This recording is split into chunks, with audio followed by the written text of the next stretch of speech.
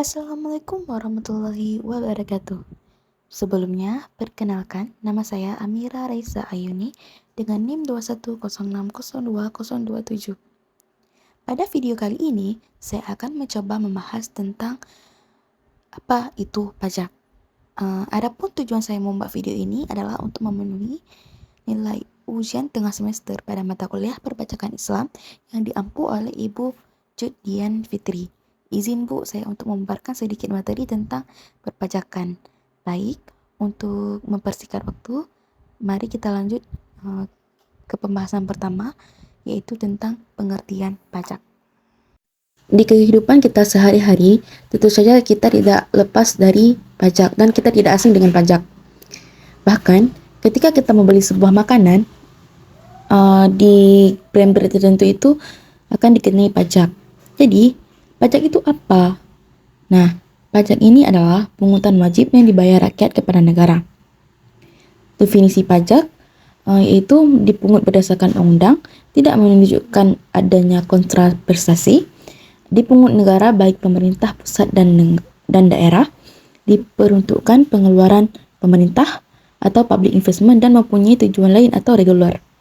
Dilihat dari definisi, kita dapat menyimpulkan bahwa pajak ini sangat penting. Tetapi, pada zaman sekarang, masih banyak sekali masyarakat yang tidak membayar pajak. Bahkan, banyak juga penyelewengan di dunia perpajakan yang sudah pasti menimbulkan kerugian bagi negara. Selain itu, jika warga negara tidak membayar pajak, maka akan diberikan sanksi administrasi pajak atau sanksi pidana pajak.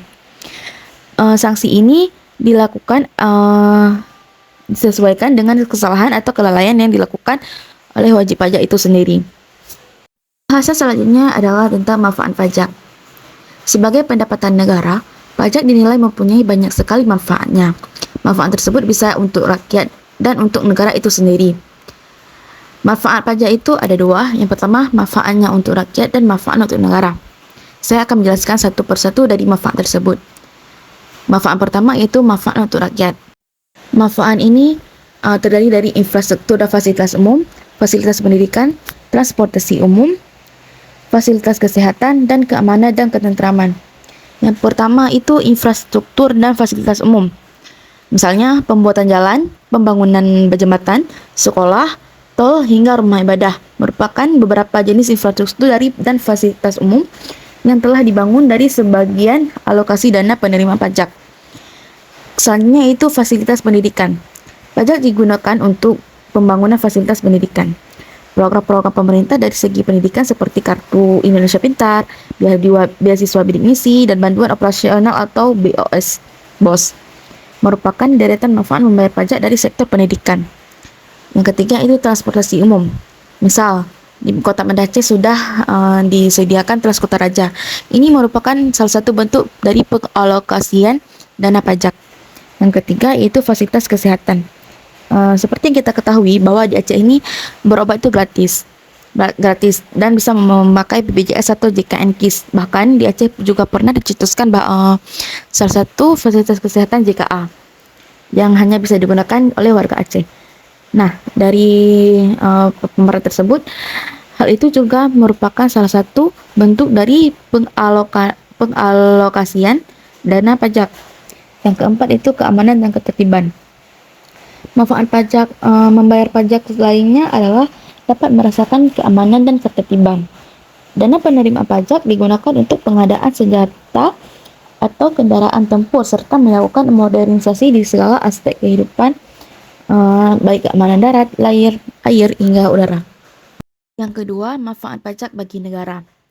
Pajak digunakan untuk membiayai anggaran yang berkaitan dengan pembangunan dan kepentingan negara. Sebagai sumber pendapatan negara, pajak berfungsi untuk membiayai pengeluaran negara. Pajak digunakan untuk menjalankan tugas-tugas rutin negara dan melaksanakan pembangunan. Pajak yang telah disetorkan masyarakat akan digunakan negara untuk mensejahterakan masyarakat tersebut, antara lain memberi subsidi barang-barang yang dibutuhkan masyarakat dan membayar utang-utang negara. Selain itu, pajak juga digunakan untuk menunjang usaha mikro, kecil, dan menengah agar perekonomian dapat terus berkembang. Selanjutnya yaitu fungsi pajak. Ada 4 yaitu fungsi regulasi, fungsi anggaran, fungsi stabilisasi, dan fungsi distribusi. Yang pertama yaitu fungsi regulasi. Fungsi regulasi adalah fungsi mengatur atau regular. Melalui pajak, pemerintah bisa mengatur pertumbuhan ekonomi. Dengan fungsi regulasi ini, pajak bisa digunakan sebagai alat untuk mencapai tujuan. Contohnya, untuk melindungi produksi dalam negeri, pemerintah dapat menetapkan biaya masuk yang tinggi untuk produk luar negeri. Di Indonesia, pajak merupakan kontributor terbesar pendapatan negara. Pajak digunakan untuk membiayai anggaran yang berkaitan dengan pembangunan dan kepentingan negara. Sebagai sumber pendapatan negara, pajak berfungsi untuk membiayai pengeluaran-pengeluaran negara. Maka, di sini sangat diperlukan tentang fungsi anggaran. Yang ketiga, fungsi stabilisasi. Fungsi pajak yang ketiga ini adalah stabilitas. Dengan pajak, pemerintah memiliki dana untuk menjalankan kebijakan yang berhubungan dengan stabilitas harga. Ini membuat inflasi dapat dikendalikan dan ekonomi berjalan dengan stabil. Selanjutnya, yang keempat itu fungsi distribusi. Di fungsi distribusi ini, pajak digunakan untuk membiayai semua kepentingan umum, termasuk juga untuk membiayai pembangunan.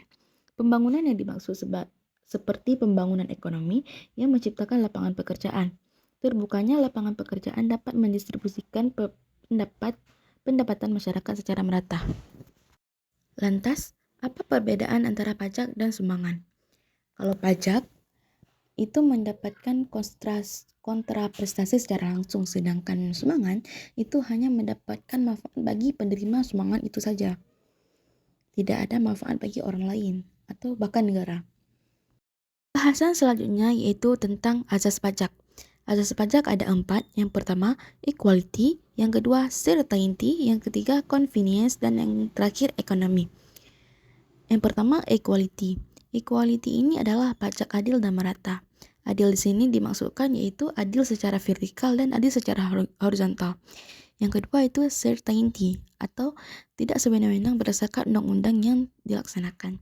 Yang ketiga, convenience. Convenience artinya tidak menyulitkan atau pay as you earn. Yang terakhir yaitu ekonomi. Ekonomi ini efisien atau contohnya sebagai self-assessment. Bahasan terakhir yaitu tentang teori-teori pajak. Yang pertama, teori asuransi. Teori asuransi ini adalah pembayaran pajak disamakan dengan pembayaran premi, dan masyarakat seakan-akan mempertanggungjawabkan kelemahan, keselamatan, dan keamanan jiwanya kepada negara. Yang kedua yaitu teori bakti. Pajak dianggap sebagai bentuk bakti rakyat kepada negara. Teori kewajiban pajak mutlak. Pada zaman kerajaan, pajak ini merupakan bentuk bakti sebagai bentuk kesetiaan rakyat pada raja. Raja itu adalah wakil dewan. Yang ketiga yaitu teori gaya pikul. Tiap orang dikenakan pajak dengan bobot yang sama sesuai dengan daya pikul. Ada 2 unsur yaitu unsur subjektif dan unsur objektif. Unsur objektif ini adalah besarnya penghasilan dan subjektif ini adalah besarnya pengeluaran. Yang terakhir yaitu teori kepentingan. Teori kepentingan itu negara melindungi kepentingan harta dan jiwa warga negara dengan mempertahankan beban yang harus dipungut dari masyarakat. Kesimpulan dari pembahasan saya yaitu pajak adalah iuran wajib yang harus dikeluarkan oleh orang pribadi atau suatu badan kepada negara. Azas pajak ada 4 yaitu equality, certainty, convenience, dan ekonomi. Teori pajak ada 4, teori kepentingan, teori asuransi, teori bakti, dan teori pikul. Sekian dari saya, kurang lebih saya mohon maaf. Assalamualaikum warahmatullahi wabarakatuh.